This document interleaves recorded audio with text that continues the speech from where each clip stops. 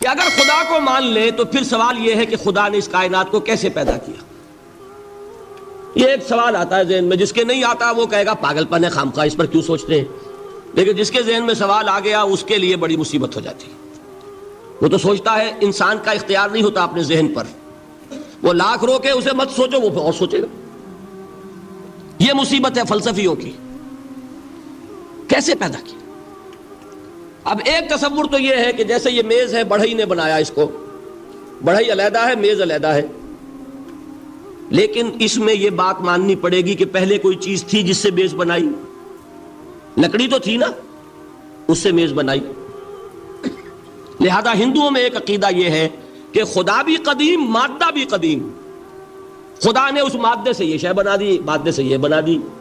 وہی مٹی کی تغاری ہوتی ہے، کمہار اس سے کوئی رکابی بنا دیتا ہے، کوئی وہ ہنڈیا بنا دیتا ہے، کوئی گھڑا بنا دیتا ہے. مٹی تو ہے نا پہلے. تو مادہ بھی قدیم، خدا بھی قدیم، اور مادے سے خدا نے یہ شکلیں بنا دی. ٹھیک، یہ بھی سنویت ہو گئی، توحید تو ختم ہو گئی. تو جن لوگوں کا ذہن تھا توحیدی لیکن اس مسئلے میں الجھ گئے، انہوں نے ایک اور شکل تجویز کی کہ خدا خود ہی اس شکل میں تبدیل ہو گیا. کیسے؟ جیسے برف پگھلتی ہے تو پانی بن جاتا ہے. پانی کہاں سے آیا؟ برف سے. اب کوئی پوچھے برف کہاں ہے؟ بھائی یہی پانی ہے، یہی برف ہے یا نہیں؟ اسی پانی کو آگ کے اوپر آپ نے رکھ دیا، وہ بھاپ بن گئی. اب آپ کہیں برف کہاں ہے، پانی کہاں ہے؟ یہی بھاپ جو ہے یہی در حقیقت پانی ہے، یہی بھاپ جو ہے یہی برف ہے.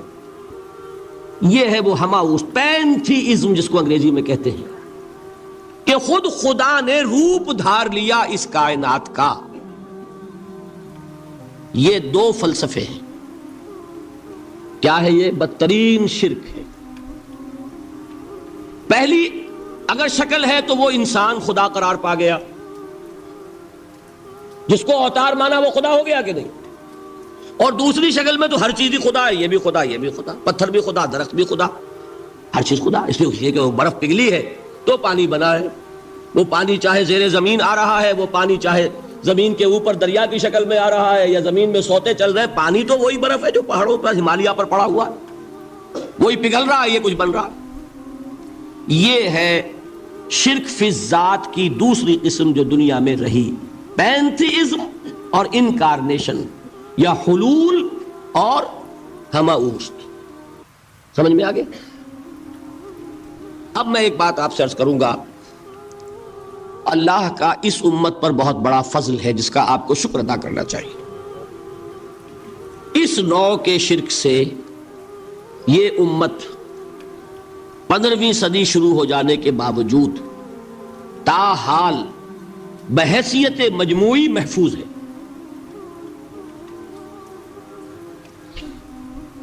میں نے بحیثیت مجموعی کہا ہے. کوئی افراد یا عوام الناس یا جوہلا یا شعراء یا نعت گو وہ مبالغہ آرائی میں کوئی بات کہہ دیتے ہو تو وہ علیحدہ بات ہے. لیکن مسلمانوں میں کوئی مستند فرقہ اور اس کے جو مستند عقائد ہیں ان میں الحمدللہ آج تک ایسی کوئی چیز شامل نہیں. اس کا جب آپ تقابل کریں گے نا، آپ کا کیا خیال ہے عیسائیوں کو حضرت مسیح سے کتنی محبت تھی؟ اس کا تقابل کیجئے جو محبت مسلمانوں کو رہی حضور کے ساتھ. عیسائیوں کی محبت عشر عشیر نہیں بنے گی. اس محبت کے باوجود کہ ہمیں 10 گنا 100 گنا 1000 گنا زیادہ محبت ہے حضور کے ساتھ، لیکن دیکھیے کہ انہوں نے خدا کا بیٹا بنا دیا. یہاں کسی نے حضور کے بارے میں یہ بات آج تک کہی؟ یہ بہت بڑا کنٹراسٹ ہے نا. یہ در حقیقت عقیدت اور محبت کا غلو ہوتا ہے. تو عقیدت اور محبت کی کمی تو یہاں بھی نہیں، الحمدللہ ان سے زائد ہے. لیکن الحمدللہ ثم الحمدللہ ثم الحمدللہ خدا کا بیٹا تو کسی نے نہیں بنایا. اچھا میں ایک اور کنٹراسٹ آپ کو دکھاتا ہوں تاکہ آپ اللہ کا شکر کریں.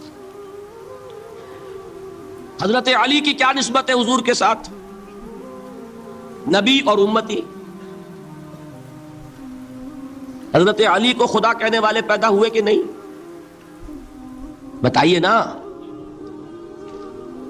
کیا وجہ ہے کہ علی کو خدا کہنے والے پیدا ہوئے لیکن محمد کو خدا کہنے والا پیدا نہیں ہوا صلی اللہ علیہ وسلم ورضی اللہ تعالی عنہ؟ بہت اہم بات ہے، غور کیجئے گا اس میں۔ حالانکہ حضرت علی کا رتبہ کہاں، حضور کا کہاں؟ آج بھی آپ دیکھیے آپ کے جاہل عوام کے زبان پر نعرہ یا علی مدد کا ہوتا ہے، یا محمد مدد کسی نے کہا آج تک؟ یہ یا محمد لکھنے کے کام آتا ہے صرف، وہ مسجد پہ لکھ دو تاکہ پتہ چل جائے یہ فلاں فرقے کی مسجد ہے، دوسرا خود ہی بھاگ جائے وہاں سے۔ یہ صرف کس کام کے لیے ہے؟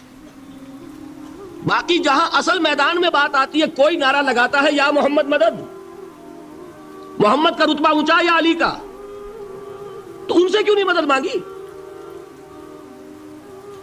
یہ سوالات آپ کے سامنے رکھ رہا ہوں میں۔ پھر یہ کہ جس طریقے سے کہ غوث اعظم کو پکارا جاتا ہے، کیا محمد کو پکارا جاتا ہے؟ کیا نسبت ہے؟ حضرت علی تو پھر بھی صحابی ہے، خلیفہ چہارم ہے، حضور کے چچا داد بھائی ہے، داماد ہے۔ غوث اعظم تو بہرحال وہ نسبت تو نہیں ہے۔ دیکھیے میں اس کا تعلق جوڑتا ہوں ختم نبوت سے۔ جس طرح اللہ نے خصوصی حفاظت فرمائی ہے قرآن کی، اسی طرح خصوصی حفاظت فرمائی ہے محمد رسول اللہ۔ یہ اسپیشل پروٹیکشن ہے، ورنہ نہیں ہو سکتی تھی۔ یہ خصوصی تحفظ ہے اللہ۔ یہاں بگاڑ پیدا ہو جائے تو صحیح کون کرے گا؟ اب حضرت مسیح کی اصل حقیقت تو حضور نے آگے بتا دی۔ ذالک عیسی ابن مریم قول الحق الذی فیہ یمترون ما کان للہ ان یتخذ ولدا سبحانہ۔ یہ حضور نے آ کر حضرت مسیح کی حقیقت بیان کر دی کہ نہیں؟ سورہ مریم کی یہ آیات سنی تھی نجاشی رحمت اللہ علیہ نے جب حضرت جعفر ابن ابی طالب کی زبان سے، تو کیا کہا تھا تنکا اٹھا کر، خدا کی قسم جو ان آیات میں مسیح کا مقام بیان ہوا ہے، مسیح اس سے تنکا بھر بھی زیادہ نہیں ہے۔ لیکن اگر محمد الرسول اللہ کو خدا کا بیٹا بنا دیا گیا ہوتا یا خدا بنا دیا گیا ہوتا تو کون آتا اس کی اصلاح کے؟ جیسے قرآن مجید کا تحفظ ہے ایسے ہی محمد الرسول اللہ کا تحفظ ہے۔ وہ تحفظ ہوا کیسے ہے؟ جتنا قرآن مجید نے ایمفیسائز کیا حضور کی بشریت کو، قل انما انا بشر مثلکم، اے نبی ان کو بتاتے رہیے، بار بار بتائیے کہ مجھے کچھ اور نہ بنا لینا، میں بھی بشر ہوں، انسان ہوں۔ ہاں مجھ پر وحی ہوتی ہے، تم پر نہیں ہوتی، یہ فرق ہے۔ میں رسول ہوں، تم نہیں ہو۔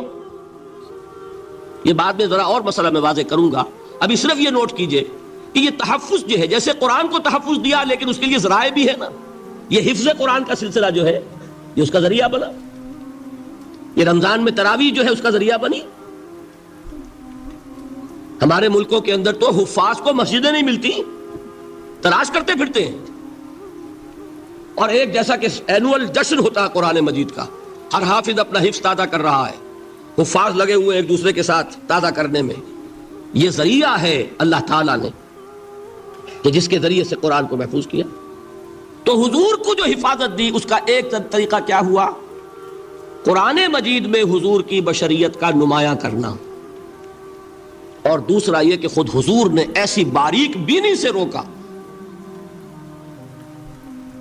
یہ بھی آپ کو پسند نہیں تھا کہ میں آؤں تو تم کھڑے ہو جاؤ۔ سنا کہ نہیں سنا آپ نے؟ صحابہ کو آپ روکتے تھے۔ ایک صحابی کی زبان سے نکل گیا ما شاء اللہ و ما شئت، جو اللہ چاہے اور جو آپ چاہیں، فوراً ٹوک دیا اجعلتنی للہ ندن، کیا تم نے مجھے خدا کا مد مقابل بنا دیا؟ مشیت صرف اس کی ہے۔ یہ روک ٹوک، یہ وہ چیزیں ہیں کہ جس کی بنا پر اللہ نے تحفظ عطا فرمایا۔ یہ جو آپ نے فرمایا میری قبر کو کسی جلسے اور جشن کا مرکز نہ بنا لینا، فرمایا کہ نہیں فرمایا؟ اللہ تعالیٰ لعنت فرمائے بنی اسرائیل پر کہ انہوں نے اپنے نبیوں کی قبروں کو تو میلہ گاہ بنا لیا۔ یہ ساری وہ ہیں، یہ تحفظات ہیں، یہ بچاؤ ہے، یہ امت کو متنبہ کیا جا رہا ہے کہ محبت اور عقیدت کا غلو جیسے پہلے ہوا یا اہل الکتاب لا تغلوا فی دینکم، اے کتاب والو اپنے دین میں غلو سے کام نہ لو. یہ غلو محبت، غلو عقیدت ہے جس کی بنا پر وہ خدا کے بیٹے بنا دیے گئے. اور اگر وہ ہوتا یہاں اللہ کا نہ معلوم اللہ کے برابر کس طریقے سے حضور کو بنا دیا جاتا، لیکن قرآن نے خود حضور نے اس کی پیش بندی کی، جس کا ظہور ہم دیکھ رہے ہیں کہ اللہ کے فضل و کرم سے یہ امت تا حال بحیثیت مجموعی محفوظ ہے. البتہ دیکھیے شاعروں کی باتیں اور ہوتی ہیں، اور عوام کی اور واعظوں کی اور نعت گوؤں کی باتیں جو ہے وہ اور ہیں. میں جس چیز کی نفی کر رہا ہوں وہ علماء کی بات ہے. شاعروں کا تو قرآن مجید کے اندر خود ہی بھاڑا پھوڑ دیا اللہ نے. والشعراء يتبعهم الغاوون الم تر انهم في كل واد يهيمون انهم يقولون ما لا يفعلون. مبالغہ نہ کریں تو شعر میں رنگ ہی پیدا نہیں ہوتا. پھر شعر کائے کو کہنا ہے نظر کہو بھائی. مبالغے سے اس میں ایک تاثیر پیدا ہو. وہ مبالغے ہمارے شاعروں نے ہمارے نعت گوؤں نے کیے ہیں، اور اس میں اللہ تعالیٰ انہیں معاف کرے بالکل اوتار کر الفاظ بھی استعمال کر دیے. وہی جو مستوی عرش تھا خدا ہو کر اتر پڑا وہ مدینے میں مصطفیٰ ہو کر. بتائیے رام چندر جی کے بارے میں جو عقیدہ ہے، اب کیا فرق رہ گیا؟ بال برابر فرق ہے یا کوئی؟ اور نکتے پیدا کرتے ہیں. مدینے کی مسجد میں منبر کے اوپر بغیر عین کا ایک عرب ہم نے دیکھا. کیا سمجھ میں آیا؟ عرب میں سے عین نکالا کیا بنا؟ یہ نکتہ آفرینی ہے. اسی طریقے سے ہماری شاعری میں کچھ ہمہ کا رنگ بھی پیدا ہو گیا. خود کوزاؤ خود کوزا کرو خود گلے کوزا، خود رند صبو کش خود برسر آکوزا خریدار بے آمد بشکست و رواں شد. وہ خود ہی کوزا ہے، خود ہی مٹی ہے جس سے کوزا بنا ہے، خود ہی کوزے کا بنانے والا ہے. سمجھ رہے؟ الفاظ تو بڑے پیارے ہیں، بڑے مزیدار ہیں، آدمی ایک دفعہ وجد میں آ جاتا ہے. لیکن ہے کیا؟ وہی ہے نا کہ وہی جو برف تھا پگھل کر پانی بن گیا. خود کوزاؤ خود کوزا کرو خود گلے کوزا خود رند صبو کش. خود ہی اس کوزے میں شراب ڈال کے پیتا بھی ہے، خود ہی مٹی ہے، خود ہی وہ بنانے والا ہے، خود ہی کوزا ہے، خود ہی اس میں شراب ڈال کے پیتا بھی ہے، اور خود ہی اس کوزے کو توڑ کر اپنا راستہ بھی لیتا ہے. اب آپ اس پر سر دھنیے اور جو چاہے کریں، لیکن یہ کہ اس کا ڈانڈے مل گئے کہ نہیں اسی اما اس سے. لیکن یہ کسی مفتی کی بات ہے کیا؟ یا کسی ائمہ دین میں سے کسی کا قول ہے؟ بھائی شاعروں کی باتیں سن لیا کریں. اللہ اللہ خیر سن. ان چیزوں کا بہت زیادہ سختی کے ساتھ نوٹس بھی لینے کا کوئی فائدہ نہیں ہوتا. بات وہ ہونی چاہیے کہ جو علماء کہہ رہے ہوں، مستند عقائد ہوں، جو ان کی کتابوں میں درج ہوں، ان سے بات ہونی چاہیے. تو یہ چیزیں، یہ گمراہیاں آئی ہیں، لیکن الحمدللہ ثم الحمدللہ کہ یہ عوام میں ہے، جہلاء میں ہے، شعراء میں ہے، نعت گوؤں میں ہے. یہ کسی بھی مستند دینی فرقے کے مستند علماء میں ہم کے ہاں موجود. البتہ ایک مسئلہ جو ہے نور اور بشر کا، وہ ذرا تھوڑا سا میں حل کر دوں. آج آپ سمجھتے ہوں گے لا ینحل ہے. میں نے جس طرح کہا تھا کہ امام بخاری کا قول بھی 100% درست اور امام ابو حنیفہ کا بھی 100% درست ثابت کیا کہ نہیں، اسی طرح میں کہتا ہوں جو حضور کو بشر کہتے ہیں وہ بھی 100% درست، جو حضور کو نور کہتے ہیں وہ بھی 100% درست.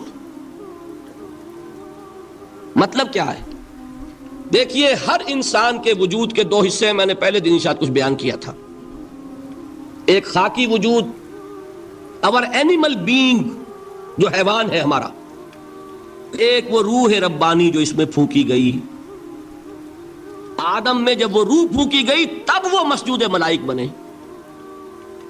فَإِذَا سَوَّيْتُهُ وَنَفَخْتُ فِيهِ مِن رُوحِي فَقَعُوا لَهُ سَاجِدِينَ. دو جگہ آیت ہے قرآن مجید میں ایک شوشے کے فرق کے بغیر، سورہ حجر اور سورہ صاد.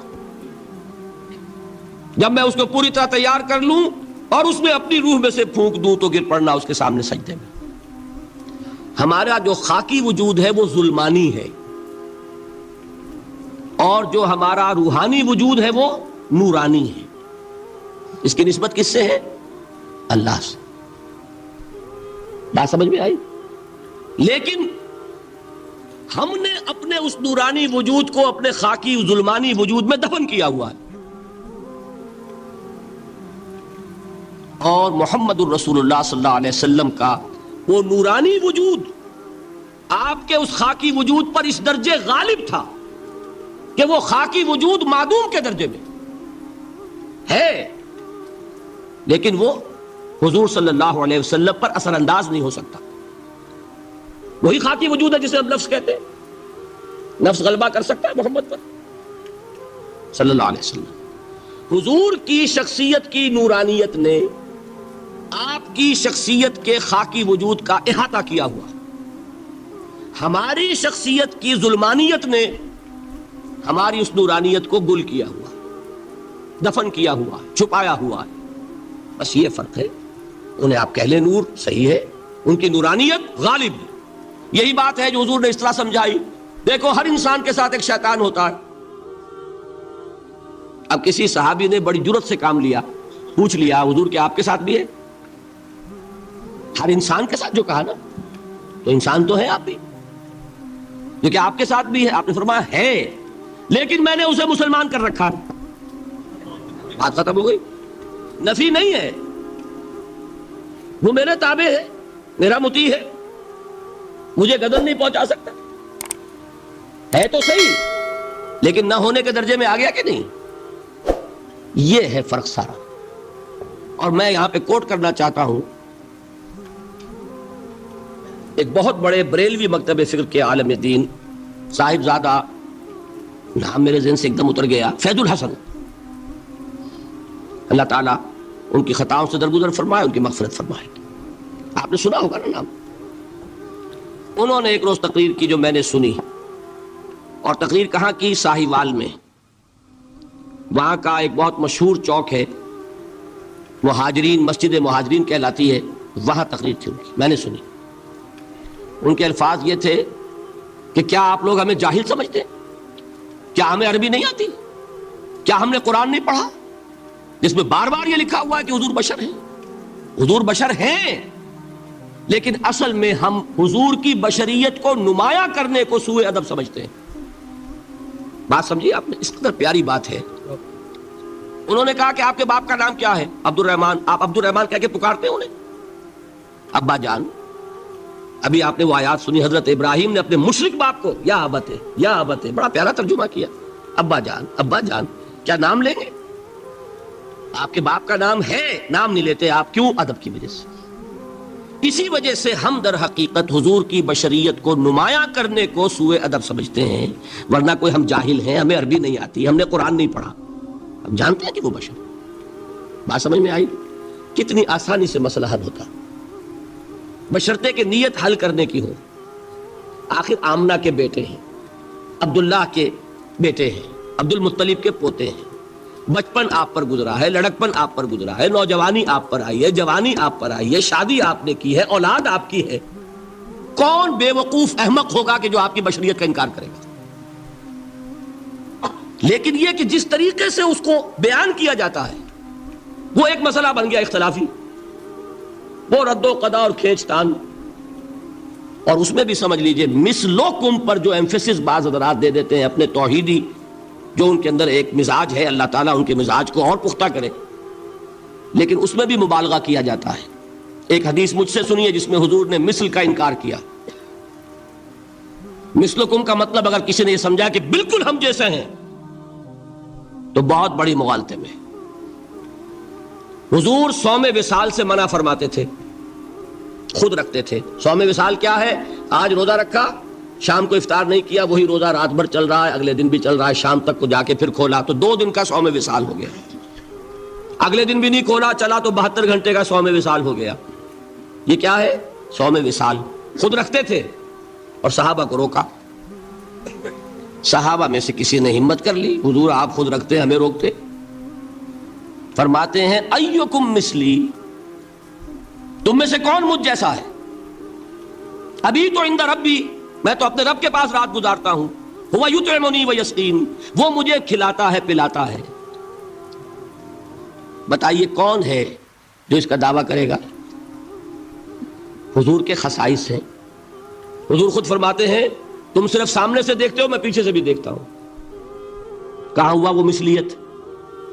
اگر آپ نے بالکل اپنے جیسا سمجھ لیا تو بڑے مغالطے میں ہیں. نبی کا مقام ہے، نبی کا رتبہ ہے، نبی کے خصائص ہیں. آپ سو گئے تو آپ کی نیند، آپ کی وضو ٹوٹ گئی اور نبی سو گیا تو کہاں گئی مثلیت؟ پھر مثل اس معنی میں کہ بشر ہیں، نسل آدم سے ہیں، اس میں کوئی شک نہیں. اس معنی میں مثل ٹھیک ہے، قل انما انا بشر مثلکم. لیکن ہر اعتبار سے تو نہیں. سب سے بڑا فرق یہی ہے کہ وہی آ رہی ہے. معراج پہ تشریف لے گئے ہیں، اس دنیا میں بیٹھے ہوئے بھی جنت کا مشاہدہ فرما لیتے ہیں، کرا دیا جاتا ہے. دوزخ کا مشاہدہ کرایا جاتا ہے. فرشتے کو دیکھ رہے ہیں. یہ چیزیں ہیں. اور پھر خصائص جیسا کہ میں نے عرض کیا کہ آپ پیچھے سے بھی دیکھتے ہیں. آپ کا معاملہ یہ ہے کہ آپ اگر سو جائیں تو آپ کا وضو نہیں ختم ہوگا. یہ ساری چیزیں جو ہے ان سب کو بیلنس کیجئے تو معلوم ہوگا کہ آپ بشر بھی ہیں 100% درست. لیکن آپ کی وہ نورانیت، آپ سراج منیر، ہدایت کا روشن چراغ، آپ کی جو روح انور ہے، وہ آپ کے اس جسدی وجود پر اس طریقے سے حاوی ہے کہ گویا کہ اس نے اس کی ظلمانیت کو ختم کر کے رکھ دیا. اس معنی میں کوئی کہے نور مجسم تو مجھے کوئی اعتراض نہیں. یہ ہے ان چیزوں کو جمع کرنے کی شکل، خواہ مخواہ کی کھینچ تان کے سوا کچھ نہیں. بہرحال یہ پہلا حصہ ختم ہوا، شرک فی الذات. اب آئیے شرک فی الصفات. میں نے عرض کیا تھا کہ یہ ایک بڑا علمی مسئلہ ہے اور اس میں ٹھوکر لگ جاتی ہے.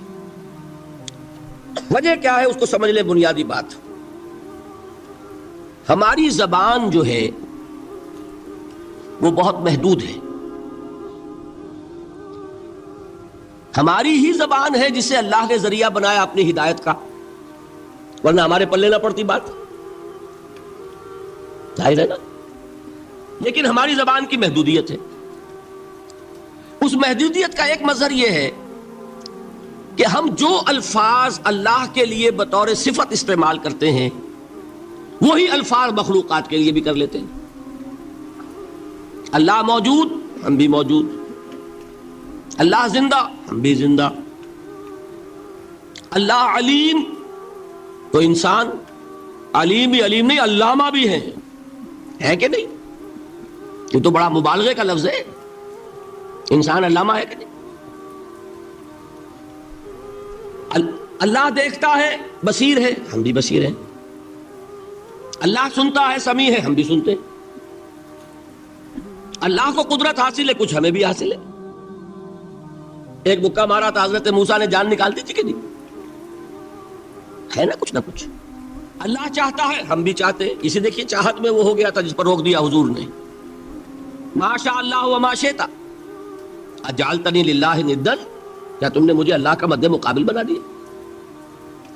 دھوکہ ان الفاظ کے اشتراک کی وجہ سے لگ جاتا. بات سمجھ میں آئی؟ اب اس میں فارمولہ میں نے عرض کیا تھا کہ ایک نوٹ کر لیں تو مسئلے سارے حل ہو جائیں. جب ہم کوئی لفظ بطور صفت اللہ کے لیے بولتے ہیں اور اسی لفظ کو مخلوق میں سے کسی کے لیے بولتے ہیں، مخلوق میں سب آ گئے، جمادات، حیوانات، انسان، اولیاء اللہ، فرشتے، انبیاء، رسول، سب مخلوق تو ہے نا. تو کل مخلوقات کو جب ہم ایک لفظ بطور صفت استعمال کریں گے اللہ کے لیے اور اسی لفظ کو استعمال کریں گے بندوں کے لیے، تو ان میں 3 فرق ہیں جو ذہن میں رہنے چاہیے. گن کر یاد کیجئے. اللہ کی ذات قدیم ہے، ہمیشہ سے ہے. اسی طرح اس کی صفت بھی قدیم ہے، ہمیشہ سے ہے. مخلوقات حادث ہیں، ان کی صفات بھی حادث ہیں. حادث قدیم کے مقابلے میں کہ پہلے نہیں تھی پھر ہو گئی. ایک فرق. اللہ کی ذات از خود ہے، کسی اور نے تو اس کو وجود نہیں بخشا نا. اللہ کا وجود از خود ہے، ذاتی ہے. اسی طرح اس کی صفات ذاتی ہیں، کسی اور کی عطا کردہ نہیں ہے. مخلوق کوئی ہو، کسے باشد، ان کا وجود ذاتی نہیں عطائی ہے، اللہ نے دیا تو وجود ملا. اسی طرح ان کی صفات عطائی ہیں، ذاتی نہیں. دو فرق ہو گئے. اللہ کی ذات مطلق ہے، لا محدود، اسی طرح اس کی صفات مطلق ہیں، لا محدود. مخلوق کی ذات محدود کسے باشد، صفت بھی محدود. تین فرق ہے، ذاتی عطائی، قدیم حادث، لا محدود محدود. تین فرق ذہن میں رہیں تو جو صفت بھی آپ اب بولیں گے اس میں یہ تینوں باتیں ذہن میں رہیں. سمجھ میں آ گئی بات؟ اب اس کا اطلاق کیجئے تو یہ علم غیب کا مسئلہ حل ہو جائے گا. یہ بھی لا ینحل سمجھا جاتا ہے نا. علم کسی کا بھی ہو، انسان، فرشتہ، اولیاء، انبیاء، رسول، حضور صلی اللہ علیہ وسلم، کسی کا بھی حادث ہے، قدیم نہیں ہے، عطائی ہے، ذاتی نہیں ہے، محدود ہے، لا محدود نہیں ہے. تین باتیں مان لیں، شرک نہیں ہوگا. ان میں سے ایک کو ساقط کر دیں، شرک ہو جائے. آئی بات سمجھ؟ اللہ کی قدرت ذاتی ہے، عطا کردہ نہیں. مخلوق میں جس کو قدرت حاصل ہے وہ عطائی ہے، ذاتی نہیں. اللہ کی قدرت لا محدود، یفعل ما یشاء فعال لما یرید علی کل شیء قدیر. ہم مخلوق کوئی بھی ہو اس کی قدرت محدود. اللہ کی قدرت جب سے وہ ہے ہمیشہ سے ہے، ہمیشہ سے قدرت بھی ہے. اور مخلوق میں سے قدرت یہ حادث ہے. تینوں چیزیں سامنے رہیں، شرک نہیں ہوگا. ایک چیز کی بھی کمی ہو گئی، شرک ہو جائے. یہ ساری صفات پر لے آئیے. اللہ کی حیات ذاتی، ہماری عطائی. لائی حیات آئے، قضا لے چلی چلے، اپنے بس میں نہ آنا تھا نہ جانا ہے. زندگی اس کی عطا کردہ ہے، جب چاہے لے لے. اللہ کی حیات بھی ایسی ہے کیا؟ ذاتی الحی. ہماری حیات محدود، ویسے بھی محدود، موت آئے گی شاید ختم ہو جائے. چلیے موت ختم نہیں کرتی، ہم سمجھتے ہیں کہ وہ ہماری ابدی ہے. محدود اس معنی میں تو ہے، کھانے کو نہ ملے تو کمزوری، ذرا کام کیا تو تکان، نیند بھی آ رہی ہے، اونگ بھی آ رہی ہے. اور اس کی حیات الحی القیوم لا تاخذہ سنۃ ولا نوم. حیات ذاتی ہے، لا محدود ہے اور قدیم ہے. یہاں حیات عطائی ہے اور حادث ہے اور محدود ہے، ساری صفات. اس کو ذہن میں رکھ لیجئے. تو اب دو مسئلے میں یہاں حل کر دوں. جو لوگ کہتے ہیں حضور کو علم غیب نہیں تھا، اور جو کہتے ہیں تھا، بدقسمتی سے دونوں نے ڈیفینیشن علیحدہ کر لی. جو ڈیفینیشن نفی کرنے والوں نے کی ہے اس کی وجہ سے، اس کے اعتبار سے واقعتاً نہیں تھا. انہوں نے ڈیفینیشن یہ کی ہے، تعریف یہ کی ہے، وہ علم جو خود حاصل ہو جائے. اللہ کا عطا کردہ علم جو ہے وہ کہتے ہیں وہ غیب نہیں ہے. تو وہ بھی مانتے ہیں کہ ہر علم جو حضور کو حاصل ہے وہ اللہ کا عطا کردہ. میں سائی والی میں یہ سارے مرحلے میں نے طے کیے نا اپنے زمانہ طالب علمی میں. مولانا منظور احمد شاہ صاحب ہیں سائی وال میں ایک، میں ان کے پاس حاضر ہوا. میں نے کہا جی یہ مسئلہ کیا ہے علم غیب کا، مجھے ذرا سمجھائیں. انہوں نے ایک کتاب اپنی نکالی کہ دیکھیے صاحب، ہم حضور کے علم کے بارے میں یہ باتیں مانتے ہیں. حضور کا علم حادث ہے، قدیم نہیں ہے. حضور کا علم محدود ہے، لا محدود نہیں ہے. حضور کا علم عطا کردہ ہے، ذاتی نہیں ہے. میں نے کہا یہ تین باتیں اگر آپ مان لیں تو میرا تو جھگڑا کوئی نہیں آپ سے. ہوتا کیا ہے جب آئیں گے وعظ میں، خطابت میں، تو عالم ما کان وما یکون، اب الفاظ وہ استعمال کر جائیں گے. ایک واعظ ہے، عام مقرر ہے، واہ واہ ہوتی ہی نہیں، نعرے لگتے ہی نہیں، محفل میں گرمی آتی نہیں جب تک کہ ایسے مبالغے نہ کریں. لیکن وہ چیز لکھی ہوئی ان کے ہاں ہے کہ حضور کا علم حادث ہے، قدیم نہیں ہے. حضور کا علم محدود ہے، لا محدود نہیں ہے. حضور کا علم عطائی ہے، ذاتی نہیں ہے. ان تینوں چیزوں کے بعد کوئی بڑے سے بڑا وہابی اور بڑے سے بڑا اہل حدیث بھی انکار نہیں کرتا. باقی یہ بات جان لیجئے کہ غیب اور حضور یا شہادہ یہ در حقیقت عام انسانوں کے اعتبار سے الفاظ استعمال ہوئے. جب قرآن میں کہا جاتا ہے عالم الغیب والشہادہ، اللہ غیب اور جو ظاہر ہے یا موجود ہے سب کا جاننے والا ہے، تو مجھے بتائیے اللہ کے لیے کوئی غیب ہے؟ اللہ کے لیے کوئی شے غیب ہے؟ تو کیوں کہا جا رہا ہے عالم الغیب والشہادہ؟ وہ ہمارے اعتبار سے کہا جا رہا ہے. جو تمہارے لیے غیب ہے اللہ اس کو بھی جانتا ہے، اور جو تمہارے سامنے اللہ اسے بھی جانتا ہے. اللہ کے لیے تو کل شہادہ ہے. کسی شے کا لا یعزب عنہ مثقال ذرۃ فی السماوات والارض، آسمانوں اور زمین کا ایک ذرہ بھی اس سے غائب نہیں ہوتا. غیب کا وجود کیا اللہ کے؟ تو یہ الفاظ مستعمل ہے ریلیٹو ہمارے اعتبار سے، اور ہمارے اعتبار سے جو شے غیب ہے اس میں سے ایک حصہ اللہ دیتا ہے نبی کو، تبھی تو نبی بنا. فرشتے کو دیکھا، فرشتہ ہمارے لیے غیب ہے. جنت دکھائی کہ نہیں دکھائی، ہمارے لیے غیب ہے کہ نہیں ہے. دوزخ کا مشاہدہ کرایا کہ نہیں کرایا، ہمارے لیے وہ غیب ہے کہ نہیں ہے. جو چیزیں ہمارے لیے غیب ہیں انہی کے پردے اللہ کچھ اٹھاتا ہے، کل غیب نہیں. کل غیب کا علم ہو جائے گا تو وہ شرک ہو جائے گا. کل کا لفظ جہاں آیا شرک ہوا. جب آپ کہہ رہے ہیں محدود ہے، لا محدود نہیں ہے، تو کل کا لفظ استعمال نہیں کر سکتے. لیکن غیب میں سے کچھ علم دیا گیا تبھی تو نبی بنا، ورنہ میرے اور نبی میں فرق کیا ہوا پھر؟ البتہ یہ کہ وہ غیب کا علم ہو یا حاضر کا علم ہو، سائنٹیفک نالج ہو یا وحی کا علم ہو، کوئی بھی علم ہو، آیت الکرسی کے الفاظ نوٹ کیجئے، یعلم ما فی السماوات و ما فی الارض. وہ جانتا ہے وَلَا يُحِيطُونَ بِشَيْءٍ مِّنْ عِلْمِهِ إِلَّا بِمَا شَاءَ. مخلوق میں سے کوئی بھی اس کے علم میں سے احاطہ نہیں کر سکتا مگر جتنا وہ چاہے. اب یہ بات علیحدہ ہے کہ ہم کون ہیں طے کرنے والے کہ ناپیں بیٹھ کر کہ اللہ نے ابراہیم کو کتنا علم دیا؟ ہم ناپ سکتے ہیں. عیسیٰ کو کتنا دیا ہم جان سکتے ہیں.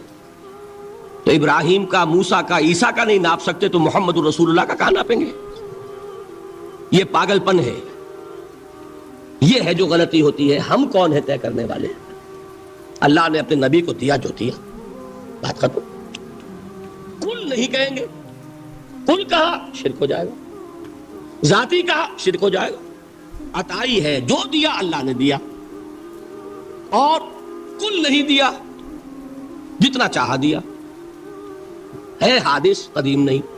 تینوں چیزوں مان لیجئے تو شرک کا کوئی شائبہ نہیں. باقی جہاں ایک طرف قرآن میں وہ آیات ہیں کہ اللہ کے غیب کو کوئی نہیں جانتا، ٹھیک، وہاں یہ بھی ہے کہ لا یظہر غیبہ، لا یظہر علی غیبہ الا من ارتضی بالرسول. وہ اپنے غیب پر قابو نہیں دیتا مگر اپنے رسول میں سے جس کو چاہے. یہ دونوں آیتیں قرآن کی ہے کہ نہیں؟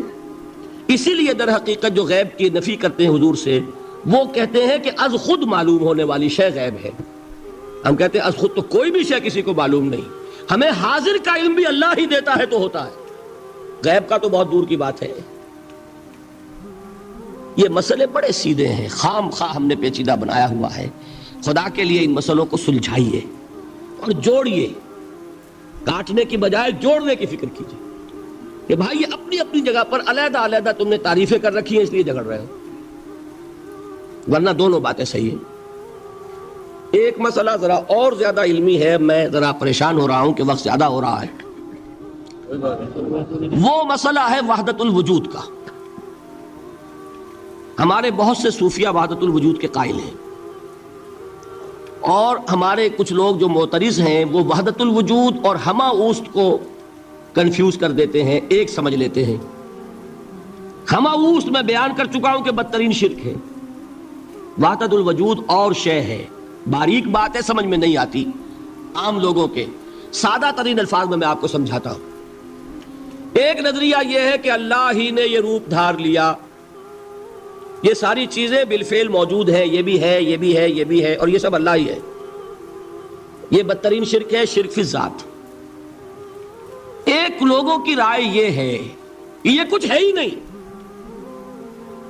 یہ سراب ہے. سراب میں کیا ہوتا ہے؟ آپ کو پانی نظر آتا ہے نا؟ ہوتا ہے پانی؟ نہیں. ہر چند کہے کہ ہے نہیں ہے ہی نہیں، بس اللہ ہی ہے، یہ ہے ہی نہیں۔ دیکھیے ایک شعر ہے، کل ما فی الکون وہم او خیال اور عکوس فی المرایا او ظلال، اس کائنات میں جو کچھ ہے یا تو وہم ہے یا خیال ہے، یا جیسے شیشے میں عکس ہوتا ہے، آپ ادھر کھڑے آئینے کے نظر آ رہے ہیں، ادھر بھی ہے، ادھر کوئی نہیں، یا جیسے سایہ ہوتا ہے، سایہ درخت کا سایہ زمین پر پڑ رہا ہے، اس کا کوئی وجود ہے؟ تو ایک رائے یہ، آپ اس سے اختلاف کریں، اسے پاگل پن کہہ دیں، کیا بیوقوفی کی بات کر رہے ہیں؟ جو چاہے آپ کہہ دیں، شرک نہ کہیے۔ وہ کہتے ہیں موجود صرف ایک ذات اللہ کی ہے، حقیقتاً موجود، یہ جو کچھ نظر آ رہا ہے یہ موجود ہی نہیں ہے، اس کو شرک نہیں کہیں گے۔ اسے اختلاف کریں، کوئی ضروری نہیں ہے کہ آپ مانیں ان کی بات، میں یہ نہیں کہہ رہا کہ آپ ضرور مانیں۔ شیخ احمد سرہندی رحمۃ اللہ علیہ نے اسے سمجھایا ہے اس کائنات کی حقیقت کیا ہے، ایک مثال سے۔ ان کے نظریے کو وحدت الشہود کہتے ہیں نا، وحدت الشہود، وحدت الوجود۔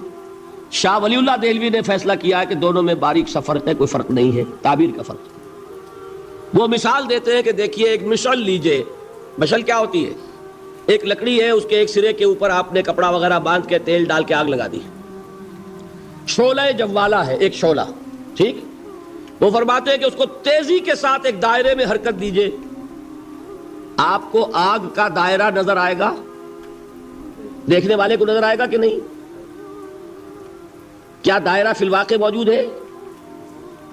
بات ثابت ہو گئی کہ نہیں ہے، نظر آ رہا ہے۔ یہ فرماتے ہیں حضرت مجدد، ای الصنعت باری تعالی است، کہ معدوم را موجود می نمائند، یہ اللہ تعالیٰ کی صنائی ہے، خلاقی ہے، کہ جو شے ہے نہیں اس کو دکھا دیتے ہیں کہ ہے۔ جیسے آپ نے آج سی دائرہ دکھا دیا ہے نہیں، اس کائنات کا کوئی وجود نہیں۔ میں پھر عرض کروں گا، آپ اس سے اختلاف کریں، اسے نہ مانیں، چھوڑ دیں اس کو، یہ مسئلے ہیں فلسفے کے، لیکن سوال یہ ہے کہ اس کو شرک نہیں کہیں گے آپ۔ شرک وہ ہے جب کہیں یہ بھی شے ہے اور خدا ہے، یہ بھی ہے اور خدا ہے، پتھر بھی ہے اور خدا ہے۔ جب یہ کہا جائے گا یہ ہے ہی نہیں، صرف خدا ہے، تو در حقیقت اس کو شرک نہیں کہیں گے، یہ وحدت الوجود ہے، یونٹی آف بینگ۔ اب اس کو میں ایک اور اعتبار سے سمجھا دوں گا تو مجھے امید ہے اللہ تعالیٰ اس کو آپ پر کھول دے گا۔ دیکھیے ایک ہمارا علم، ایک اللہ کا علم، ٹھیک؟ جب تقابل کریں گے تو کیا کہیں گے؟ اللہ کے علم کے مقابلے میں ہمارا علم ہے ہی نہیں، ٹھیک؟ اللہ کی قدرت کے مقابلے میں ہماری قدرت زیرو، اللہ کی مشیت کے مقابلے میں ہماری مشیت کچھ نہیں۔ وما تشاؤون الا ان یشاء اللہ، تم چاہ بھی نہیں سکتے جب تک کہ اللہ نہ چاہے۔ تو کیا ہوئی؟ خاک ہوئی۔ یہی آتے ہیں نا جو حدیث جس میں کہ دعا استخارہ حضور نے تلقین فرمائی، اور صحابہ فرماتے ہیں کہ حضور نے ہمیں اس طرح سکھائی یہ دعا استخارہ جیسے قرآن سکھایا۔ اس میں الفاظ کیا ہیں؟ فَإِنَّكَ تَعْلَمُ وَلَا أَعْلَمُ وَتَقْدِرُ وَلَا أَقْدِرُ، اے اللہ تجھے قدرت حاصل ہے، مجھے کوئی قدرت حاصل نہیں۔ اگر ظاہری الفاظ پر جائیں گے تو یہ تو خلاف واقعہ بات ہے۔ کیا حضور کو کوئی علم حاصل نہیں تھا؟ یا تو حضور فرما رہے فَإِنَّكَ تَعْلَمُ وَلَا أَعْلَمُ، یا چلیے اگر کوئی اور عام انسان کہتا ہے میں نہیں جانتا، تو کیا کوئی علم حاصل نہیں اسے؟ کچھ نہ کچھ علم تو ہے نا۔ لیکن اللہ کے علم کے مقابلے میں وہ نہ ہونے کے برابر ہے۔ اسی طریقے سے سمجھ لیجئے اللہ کے وجود کے مقابلے میں اس کائنات کا وجود نہیں ہے۔ بات ختم ہو گئی، مسئلہ صاف ہو گیا۔ حقیقی وجود صرف اللہ کا ہے، یہ اعتباری ہے، یہ ٹرانزینٹ، all is change، پینٹارائم، بدل رہی ہے ہر شے، کسی چیز کو ثبات نہیں۔ آپ ایک لمحے پہلے جو آپ تھے وہ آپ، ایک لمحے بعد وہ آپ نہیں ہیں، بدل گئے آپ۔ ایک تسلسل ہے آپ کا کہ آپ سمجھتے ہیں کہ آپ وہی ہیں کہ جو آج سے 10 سال پہلے تھے۔ کیا آپ وہی ہیں؟ بدل چکے، خون پورا بدل چکا، نہ معلوم کتنی دفعہ بدل چکا، کھال بدل چکی۔ یہ تو معلوم یہ ہوا کہ یہ جو کچھ ہے ٹرانزینٹ ہے، عارضی ہے، فانی ہے، نہ ہونے کے برابر ہے، وجود برحق صرف اللہ۔ یہ بھی در حقیقت اسی شرک فی الوجود کی بات ہے. اگر ہم یہ کہیں کہ اللہ بھی موجود ہم بھی موجود, یہ کیا ہو گیا؟ شرک فی الوجود. اسی کو کہا ہے غالب نے جارو بلا بیار کہ این شرک فی الوجود با گرد فرش و سینہ با ایوان برابر است. اگر آپ کے گدے کے اوپر گردہ پڑ گیا ہو تو جھاڑتے ہیں نا, فرش کے اوپر گردہ ہے تو جھاڑو سے صاف کرتے ہیں. غالب کہتا ہے کہ اگر تمہارے دل میں یہ گردہ آ گیا ہے کہ تم بھی موجود ہو, اللہ بھی موجود ہے, تو لا کی جھاڑو سے صاف کر دو اس گردے کو, کہ یہ شرک فی الوجود ہو جائے گا. ہم نہیں ہیں بھائی, ہمارا کیا وجود, ہماری کوئی کیا حقیقت ہے, اللہ ہی ہے. بس یہ ہے اصل میں. پھر میں عرض کروں گا کوئی قبول کرے نہ کرے, اسے گمراہی کہے, اس کو جھوٹ کہے, اسے پاگل پن کہے, میں نہیں جھگڑوں گا, لیکن شرک نہیں کہہ سکتے آپ اس کو. شرک وہ ہماوست ہے, اس میں اور اس میں زمین و آسمان کا فرق.